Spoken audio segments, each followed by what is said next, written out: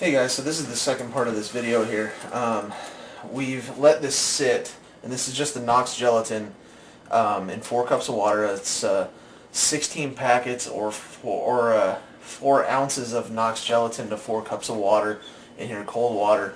And we've let it sit for about an hour to 2 hours in the fridge.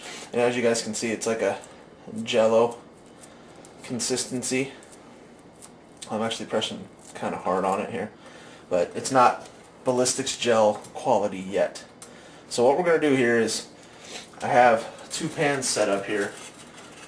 One that we've been putting this mixture into here. So you don't want it on direct heat, but what you need to do is melt this. And the way to do that is fill another pan up with water, kind of do the whole double boiler thing. Fill this up, boil this water underneath.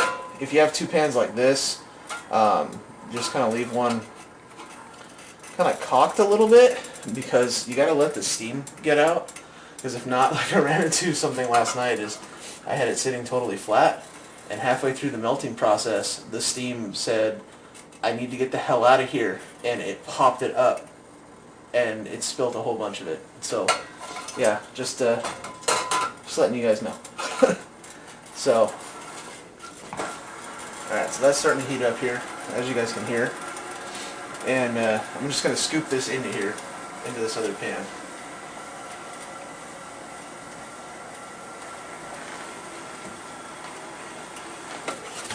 Oops.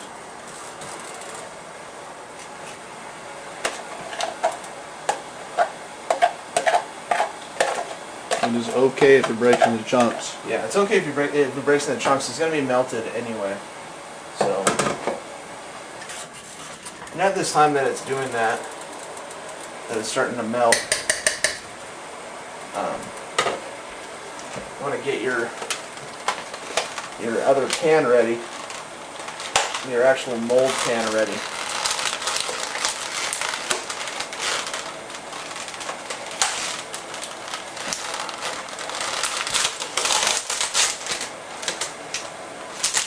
The way you get this ready here to actually receive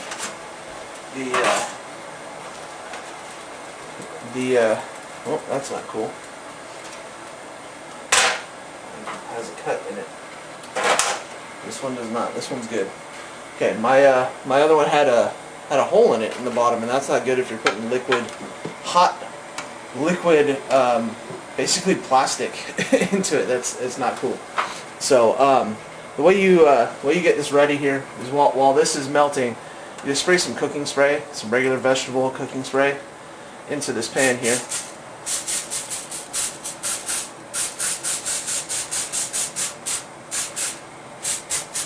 Make sure you're nice and coated. You can just let that sit. So I don't know if Chad wants to bring it over here, but you guys can see it start to melt if you get real close. Starting to melt. It actually melts surprisingly fast. Yeah, once it starts, it really goes quick. So you can actually break it into chunks to kind of help out with that process, and that'll also help it melt a little bit smoother, and you won't have a whole bunch of huge, large chunks. So. Sorry guys about the dim lighting. Is it that dim? No. Yeah, it's pretty dim because of you're blocking kind of some of the light and stuff. Oh yeah, because you know it's totally. There you go. You can see it's really starting to melt.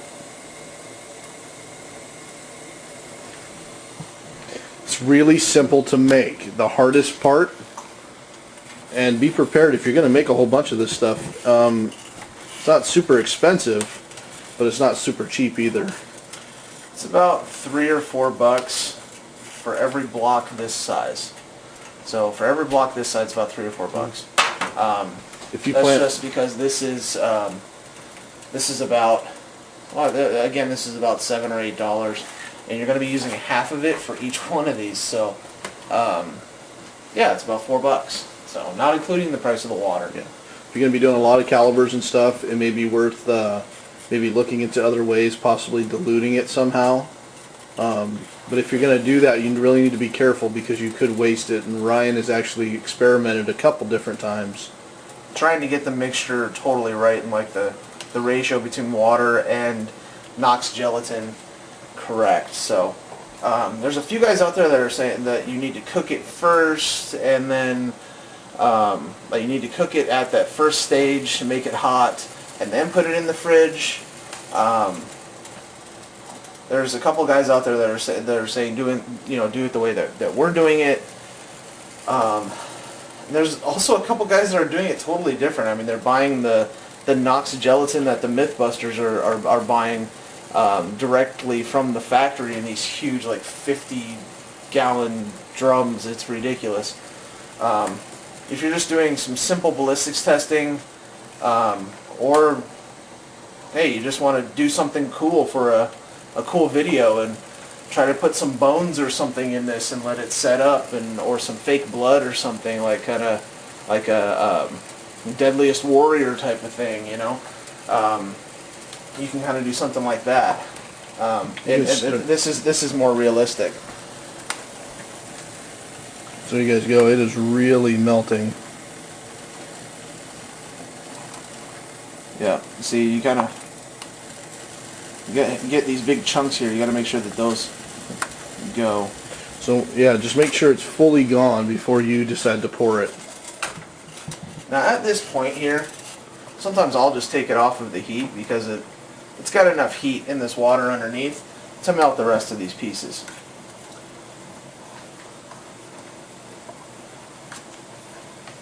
Now we're not going to wait the 12 hours on this video to set up this specific one here. We're going to show you guys one that we've already made, or that's already been sitting there for 12 hours. It's been sitting overnight. And here's that one. And as you can see, can you see it, Chad? Yep, you can see it really. Yep. Okay. I'm poking into it. It's more a rubber than it is anything. I mean, I'm pressing pretty hard into it. And you can see my underneath my nails there are actually turning white because I'm pressing so hard into it. Can you take it out of there and right so back. we can see what it looks like on that back side? Oh, there you go. Yeah. That's real nice. There's the back side there. And see, it's just coming directly out of this thing, and that's thanks to that cooking spray. So when you're actually shooting it, it's going to be turned up like that. You're going to be shooting inside. Of course, you can make them different depths, things like that. I think in the future we might make bigger ones. But as of right now, we're going to try these smaller ones. So, all right. And again, if you're standing directly over this, it smells like crap. It smells like straight up someone took a crap in your pan. It smells horrible. So we're going to just move this. Off that, Chad, you grab me a couple paper towels there. You're going to have some water on the bottom of your pan from the double boiler here. And you don't want that inside of your mold.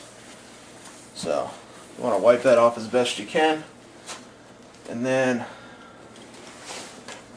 what you do here is just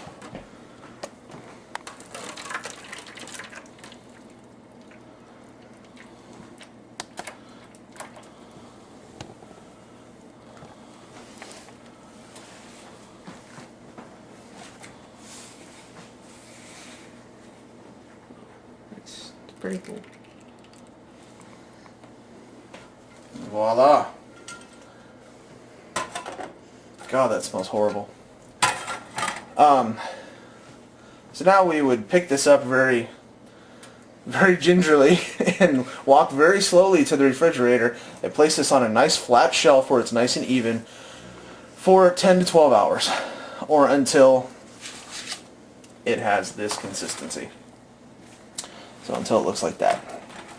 So I believe this bubbling here is from the cooking spray around the edge here. It's this stuff right here. So it'll kind of look like that when it's all done, but you're going to be flipping this upside down anyway. Now I've seen some of these guys make this clear. Ours is more of a cloudy yellow color. I've seen it be like a clear yellow color, and I've heard that you can put a drop of cinnamon oil in the mix when it's in its last stage here, actually, you know, cooking and melting, you can drop cinnamon oil in there, and it'll make it clearer. So we didn't try that. We couldn't find the cinnamon oil, but I mean, seems to work out pretty well. So I mean, we can just cut it open if we want to see the path of the bullet. So anyways, guys, we got some up and coming videos for ballistics testing. Look for them. We're going to have some 45 testing, and we're going to do a couple different 9mm hollow points. And check them out if you get a chance. And thanks so much for watching. Yep. Have a good night, guys.